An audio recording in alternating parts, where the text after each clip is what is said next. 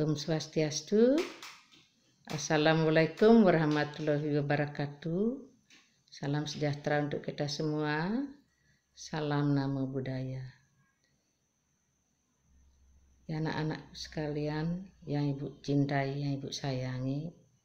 Sekarang pelajaran PPKN untuk kelas 8. Ya tentunya sebelum kita mulai pelajaran, mari kita berdoa dengan memanjatkan puja dan puji syukur kepada Tuhan yang Maha Kuasa, yang Maha Pengasih dan Penyayang.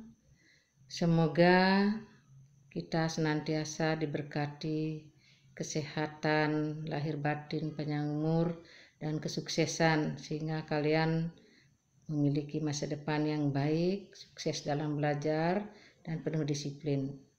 Namun perlu diingat, nak, kita dalam pelajaran daring ini, karena situasi COVID-19 ini sudah mendunia, bahkan ini Indonesia telah banyak sekali korban berjatuhan. Untuk itu mari kita siapkan diri, jaga kesehatan masing-masing dan lingkungan, jaga kebersihan, rajin cuci tangan, pakai masker, olahraga, kemudian makan makanan yang bergizi, sayur dan buah-buahan. Yang mudah-mudahan COVID segera berlalu dari Indonesia sehingga kita bisa ketemu langsung. Saya pun sudah rindu kalian, kalian pasti sudah rindu untuk sekolah. Dan dalam hal ini juga Ibu sampaikan terima kasih kepada orang tua kalian karena telah membantu mendukung pembelajaran daring ini sehingga berjalan dengan lancar. Mudah-mudahan kalian selalu siap di depan kamera, di depan tempat belajar ini. Siapkan buku catatan. Mungkin ada hal-hal yang perlu dicatat, silahkan dicatat. Ibu akan mengulang pelajaran di bab 1. Karena minggu lalu Ibu sudah berikan videonya, sekarang Ibu ulang kembali.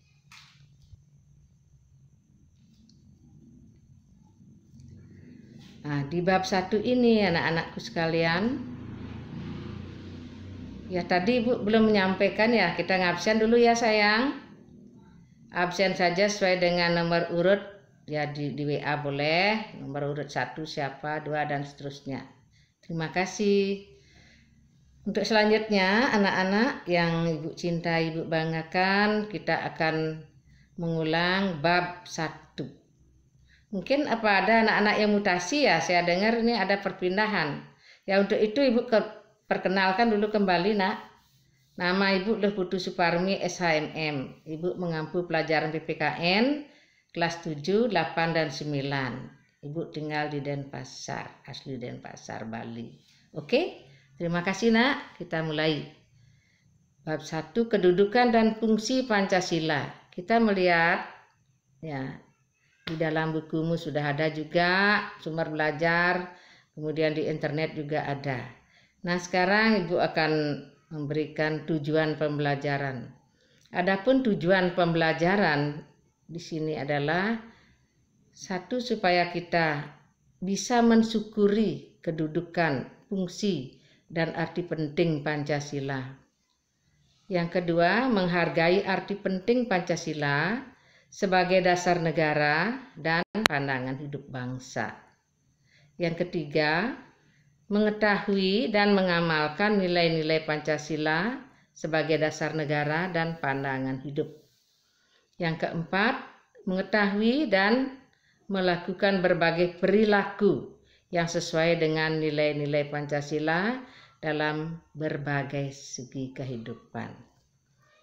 Ini maksudnya anak-anak, kita sebagai generasi penerus bangsa, di pundak kalianlah yang nantinya pertanggungjawaban terhadap tegaknya negara Republik Indonesia yang berdasarkan Pancasila dan Undang-Undang Dasar 1945.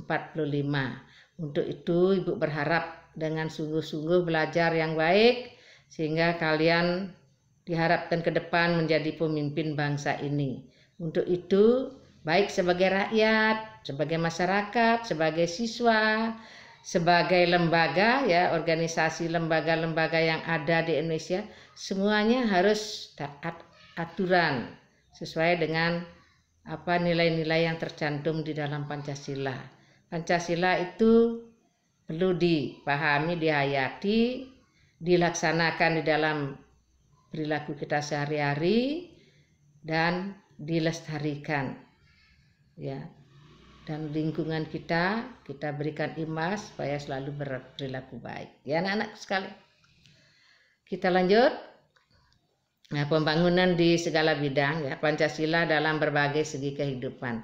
Ini maksudnya di mana kita di Indonesia ini pembangunannya baik di segi ipolexos budandram, ideologi, politik, ekonomi, sosial budaya, pertahanan, keamanan. Pembangunan inilah secara bersama-sama maju ke depan untuk mewujudkan cita-cita bangsa Indonesia yang maju mandiri untuk mencapai masyarakat adil dan makmur. Mudah-mudahan dengan perilaku yang baik sekecil apapun yang kalian bisa lakukan, berarti kita sudah ikut berpartisipasi di dalam pembangunan bangsa. Lanjut yang nomor A, kedudukan dan fungsi dan arti Pancasila. Yang nomor 1, Pancasila sebagai dasar negara. Pada akhir sidang BPUPKI pada tanggal 1 Juni tahun 1945, di mana Insinyur Soekarno untuk pertama kalinya secara resmi menyebut 5 dasar negara yang dikemukakannya sebagai Pancasila.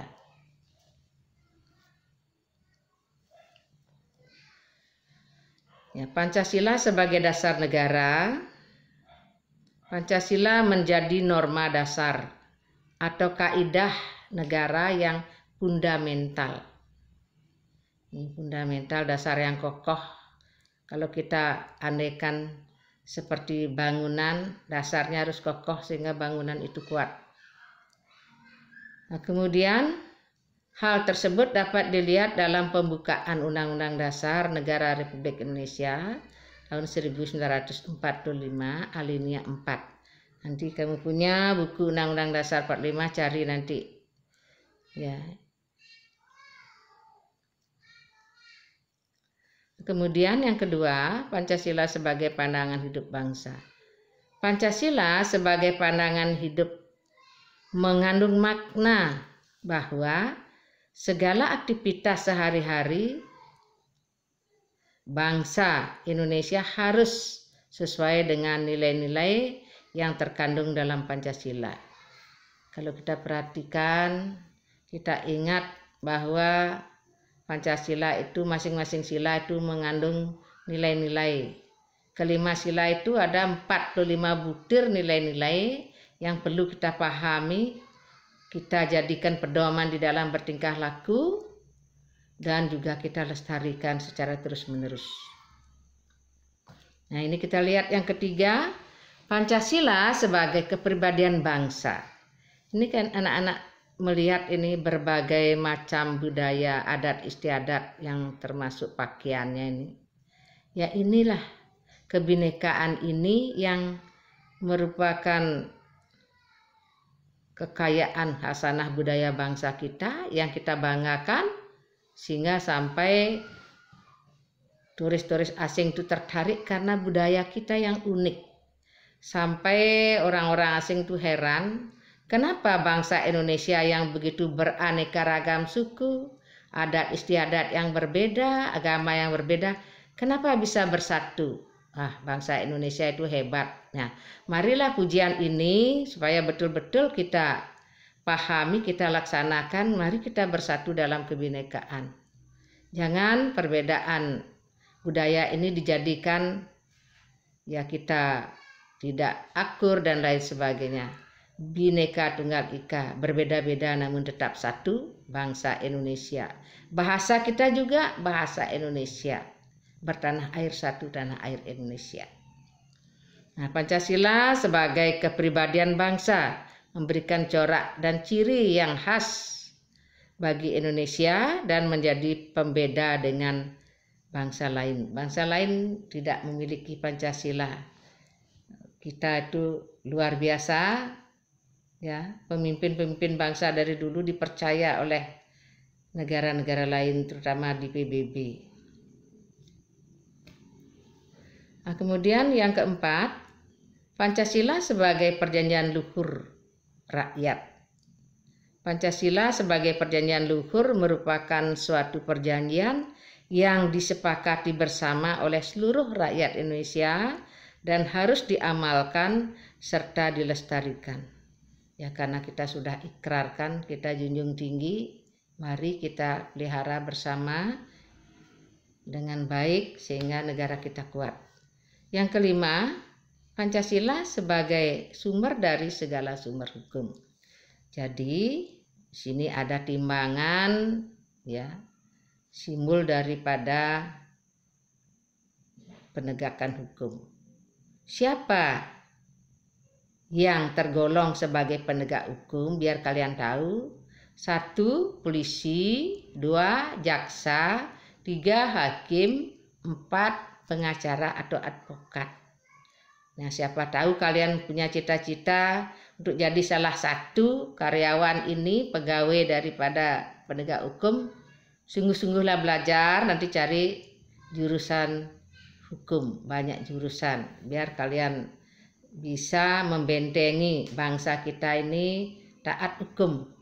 Kecil apapun, ya, dari pemakaian jalan raya, kemudian pemakaian masker itu perlu disiplin. Sudah itu tata tertib yang ada di sekolah kalian harus kalian taati juga. Dari kecil kita terbiasa disiplin, nanti terbawa-bawa kalian jadi contoh, jadi panutan, baik di keluarga, di sekolah, dan di lingkungan masyarakat. Jadi semua hukum atau peraturan yang berlaku di Indonesia harus bersumber pada Pancasila. Itu nak. Nah, yang keenam, Pancasila sebagai ideologi nasional.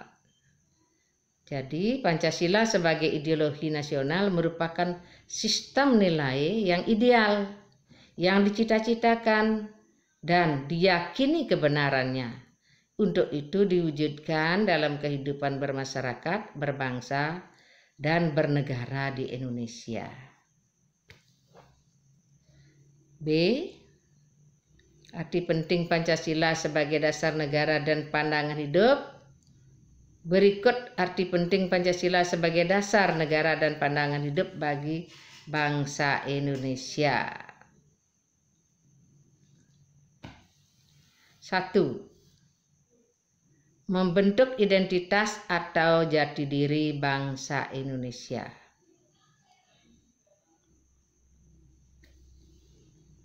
Yang kedua, mengatasi berbagai pertentangan dan ketegangan sosial. Ya, bila terjadi hal-hal yang mungkin tidak nyambung, salah paham dan lain sebagainya, kita kembalikan kepada nilai-nilai Pancasila. Kita punya sila kelima, selalu kita memberikan pemecahan masalah dengan prinsip musyawarah. Tidak boleh main hakim sendiri. Oke? Sekarang kita lanjutkan yang nomor 3. Memberikan arah. Jadi Pancasila ini memberikan arah, tujuan sekaligus menjadi pendorong dalam upaya pencapaian tujuan bangsa. Ya, tadi sudah Ibu katakan, selalu kita memberikan motivasi, dorongan, ya, sehingga terwujudnya masyarakat adil makmur. Yang keempat, pedoman untuk memecahkan berbagai masalah berbangsa dan bernegara, mulai dari masalah politik, ekonomi, sosial, budaya, hingga pertahanan keamanan. Ya, berarti pemecahan masalah di segala bidang.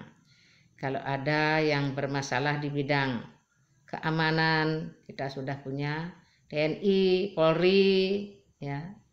Sosial budaya, ya tokoh-tokoh masyarakat, tokoh agama yang duduk bersama membicarakan apa permasalahannya dan bisa memberikan solusi sesuai dengan musyawarah untuk mufakat. Demikian juga politik dan ekonomi. Ekonomi sekarang ya jelas mengalami penurunan akibat COVID-19. Mudah-mudahan hal ini cepat berlalu. Yang penting kalian, kita semua ikut berpartisipasi mewujudkan hidup bersih sesuai dengan protokol kesehatan. Yang kelima, Pancasila itu adalah sarana pemersatu bangsa dan negara. Ya, tentunya kalau bersatu kita teguh. Ya.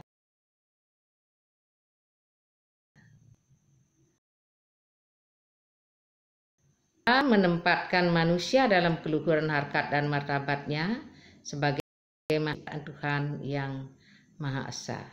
Jadi kita harus bersyukur bahwa kita punya dasar negara sangat menempatkan harkat dan martabat manusia, saling hormat menghormati sesama, sehingga tidak ada yang membedakan mana yang lebih rendah, walaupun tatanan daripada profesi menyebutkan ada golongan pegawai, ada golongan petani, ada golongan pedagang, kita tetap sama hak dan kewajiban sama-sama sebagai warga negara Indonesia, memiliki juga perlindungan hukum dari negara.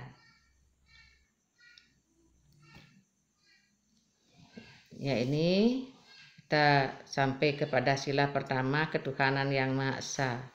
Bangsa Indonesia menyatakan kepercayaannya dan ketakwaannya terhadap Tuhan yang Maha Esa. Jadi kita bisa di sini kebebasan untuk memeluk agama masing-masing sesuai dengan keyakinan, dan jangan sampai mengagamakan orang yang telah beragama. Karena anak-anak yang nantinya setelah dewasa sudah berusia 17 tahunan, dia bisa menentukan sendiri sesuai dengan keyakinannya. Mengembangkan sikap saling menghormati kebebasan menjalankan ibadah sesuai dengan agama dan kepercayaan masing-masing. Kemudian tidak memaksakan suatu agama dan kepercayaan terhadap Tuhan yang Maha Esa kepada orang lain. Nah, mengakui dan memperlakukan manusia sesuai dengan harkat dan martabatnya. Mengembangkan sikap saling mencintai sesama manusia. Ya, sikap gotong royong, saling memberi, saling mengasihi dan menyayangi.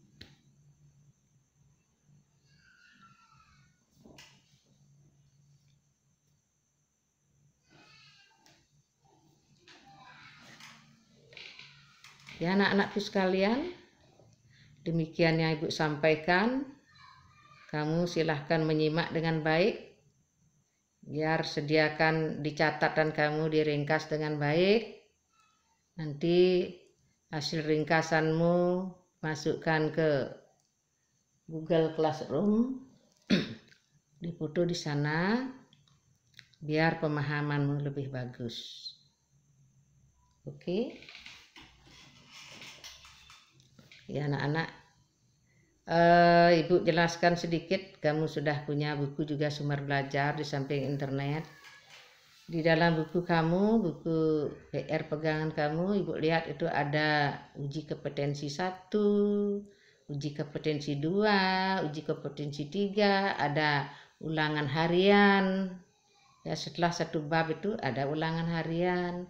Nanti setelah 2 bab berlanjut juga demikian, ada ulangan tengah semester, ada ulangan akhir semester. Nah, untuk itu sebagai bahan kamu belajar, coba aja kamu nanti jawab ya sebagai bekal kamu, sehingga nanti begitu ulangan kamu sudah siap ya nak ya. Selamat belajar, semoga Tuhan berkati kita kehidupan yang lebih baik, lebih sehat. Ya, mudah-mudahan situasinya cepat berlalu, kita ketemu langsung ya nak ya. Demikian, terima kasih nak, dan selamat pagi.